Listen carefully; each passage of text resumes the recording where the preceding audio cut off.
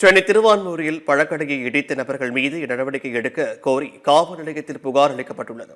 திருவான்மையூர் பகுதியைச் சேர்ந்த கண்ணன் என்பவர் அதே பகுதியில் பழக்கடை நடத்தி வருகிறார்.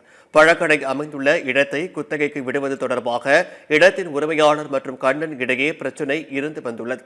இந்நிலையில் இரவு நேரத்தில் 15க்கும் மேற்பட்டோர் பழக்கடையை இடித்து சேதப்படுத்தியதாக கூறப்படுகிறது.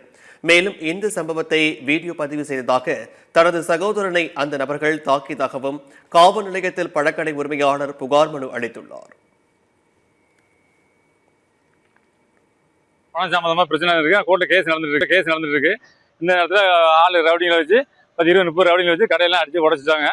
நாங்க ஏற்கனவே கோர்ட்ல ஸ்டேஷன் கம்ப்ளைண்ட் கொடுத்துருக்கோம். டிசி ஐசி கமிஷனர் எல்லாரும் கம்ப்ளைண்ட் கொடுத்துருக்கோம்.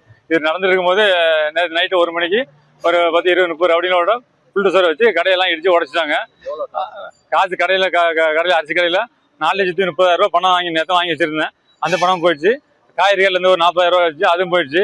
எல்லாத்தையும் பொருள் நிறைய சேதம், நிறைய எல்லாம் பொருள் சேதமாயிடுச்சு. அந்த பொருள் மதிப்பு ஒரு 40,000 போய் மதிப்பு இருக்கும். ஆளுங்க 20-30 ரவுடியும் புல்டோசர் வச்சு கடையெல்லாம் அடிச்சு உடச்சிட்டாங்க.